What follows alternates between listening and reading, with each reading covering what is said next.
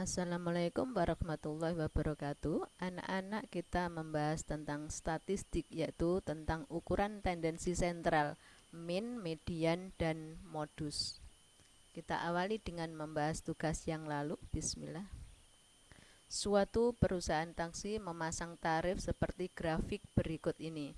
Jadi yang horizontal ini menyatakan jarak, satuannya kilometer. Sedangkan yang vertikal ini adalah tarif, satuannya ribuan. Jadi ini 13.000. Kalau 2 km 13.000, 4 km 19.000, 6 km 25.000. Ali pergi ke rumah nenek yang berjarak 22 km dengan menggunakan taksi tersebut. Berapa tarif taksi yang harus dibayar Ali? Nah, ini kita coba mencarinya dengan alternatif jawaban menggunakan barisan aritmatika ya. Barisan bilangan aritmatika. Perhatikan ini 2, 4, 6. Ini 2 ini adalah suku yang ke-1. Ini suku yang kedua, suku yang ketiga, dan seterusnya. Yang kita cari adalah 22 km. Ini suku yang keberapa? Kita menggunakan rumus suku yang ke N menggunakan jalan pintas ya. UN sama dengan beda kali N. Kalian masih ingat ya, UN sama dengan beda kali N ditambah suku yang pertama dikurangi beda. Ini bedanya 2, berarti UN sama dengan 2N ditambah 2 dikurangi 2, 0. Penambahan dengan 0 tidak berarti, tidak usah kita tulis. Berarti rumusnya adalah UN sama dengan 2N. UN-nya ini sampai 22 kan? Berarti UN-nya diganti 22, bukan N yang diganti, tapi UN-nya diganti 22, sama dengan 2N. Maka N sama dengan 22 dibagi 2 adalah 11. Berarti 22 ini adalah suku yang ke-11. Jadi 22 itu adalah suku yang ke-11. Sekarang kita mencari rumus untuk ini, tarifnya. 13.000, 19.000, 25.000. Ini bedanya sama, berarti ini menunjukkan barisan aritmatika. Bedanya adalah 6.000. Maka kalau kita menggunakan jalan pintas tadi, UN sama dengan beda kali N, berarti 6.000 kali N ditambah suku yang pertama 13.000 dikurangi beda. 13.000 dikurangi 6.000 adalah 7.000. Maka UN-nya sama dengan 6.000 kali N ditambah 7.000. N-nya sudah ketemu kan tadi, N-nya 11, berarti U11 sama dengan 6.000 kali 11, yaitu 66.000 ditambah 7.000 sama dengan 73.000. Ya, inilah jawabannya. Yang B ya. Kita lanjut. Kita mulai ukuran tendensi sentral, yaitu kita akan mencari min, median, dan modus. KD yang kita pelajari bisa kalian lihat pada buku pegangan siswa, sedangkan pengalaman belajar yaitu menentukan nilai rata-rata. Nama lain rata-rata, nilai rata-rata adalah min, sedangkan ini median, modus dari sebaran data. Seorang ahli dapat mengaplikasikan ilmu keuangan dan teori statistik untuk menyelesaikan persoalan-persoalan bisnis. Persoalan ini umumnya yang berhubungan dengan pembayaran dilakukan dengan waktu yang tidak pasti. Secara umum bekerja di bidang konsultasi, perusahaan asuransi jiwa, dan investasi. Pada umumnya mereka memiliki latar belakang pendidikan matematika atau statistik. Nah, sekarang tidak perlu diragukan lagi belajar statistik dalam matematika karena betapa pentingnya statistik ya. Marilah kita simak pembelajaran berikut ini. Min adalah nilai rata-rata dari suatu data, sedangkan median adalah nilai tengah dari data yang telah diurutkan.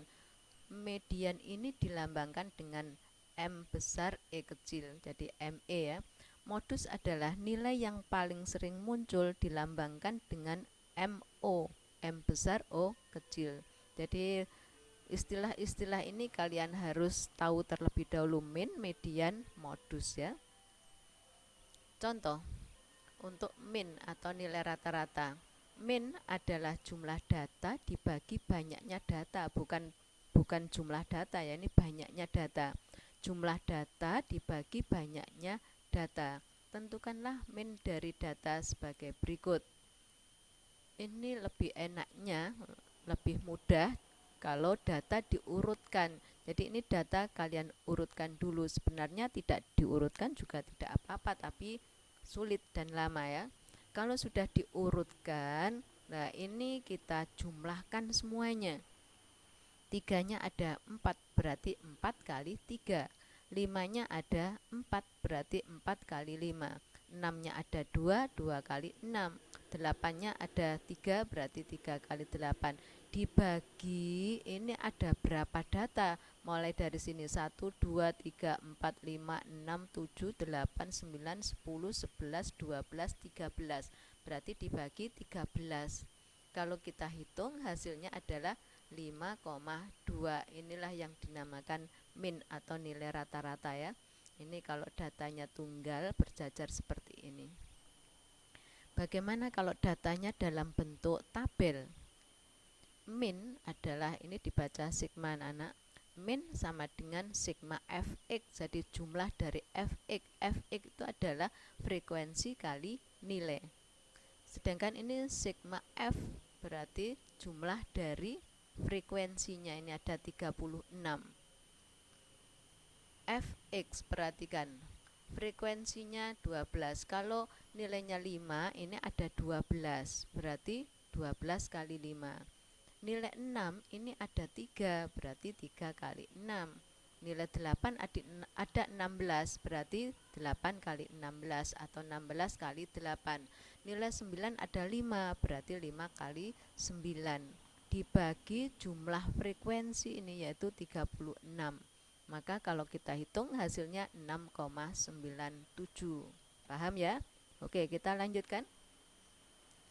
Tentang median atau nilai tengah dilambangkan dengan M besar E kecil. Median terletak pada data yang ke N ditambah 1 dibagi 2. Ini rumus median anak-anak. Carilah median dari sekelompok nilai berikut ini. Misalnya nilainya seperti ini. Langkah awal kita urutkan terlebih dahulu ya. Jangan sampai lupa, ini harus diurutkan terlebih dahulu. Kalau sudah diurutkan, kita cari nilai tengahnya. Median tadi rumusnya adalah data yang ke N ditambah 1. N itu adalah banyaknya data. Di sini banyaknya data ada 9. Berarti 9 ditambah 1, 10 dibagi 2 adalah 5. Maka mediannya terletak pada data yang kelima. Berarti 1, 2, 3, 4, 5. Ini data yang kelima, yaitu nilainya 6. Oke, kita lanjut. Median rumusnya pada data ke N ditambah 1 bagi 2. Contoh seperti ini.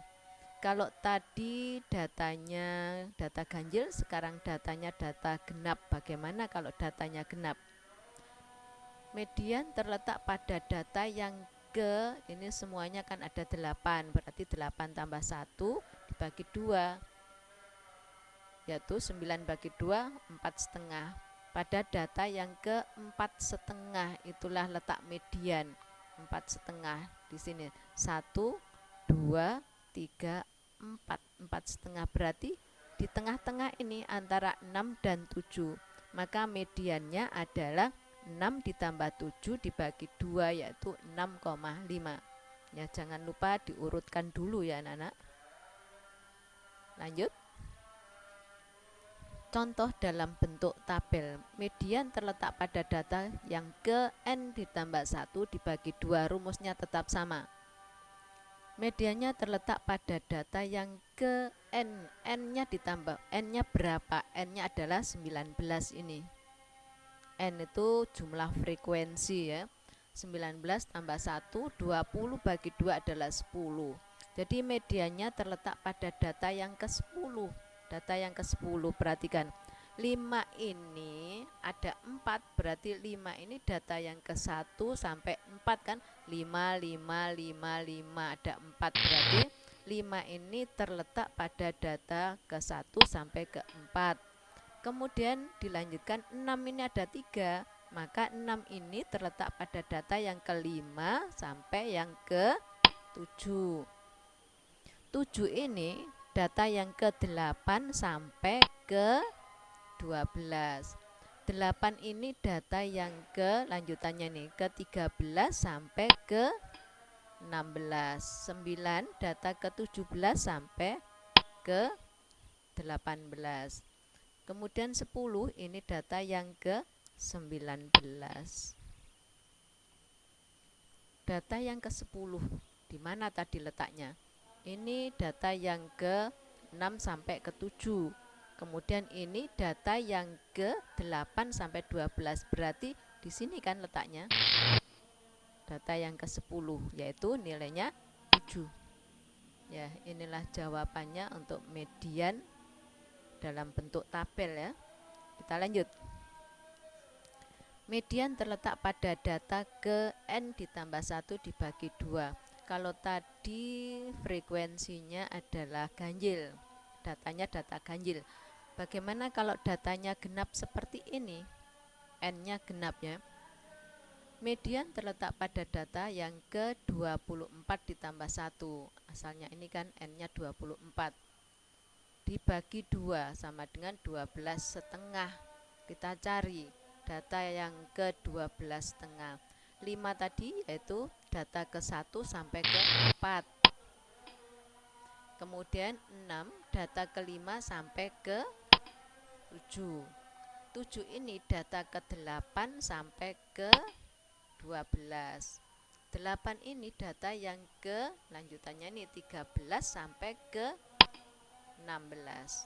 Kemudian 9 ini data yang ke-12 sampai ini lanjutannya ini 17 sampai ke-18. Ditambah 2 ya.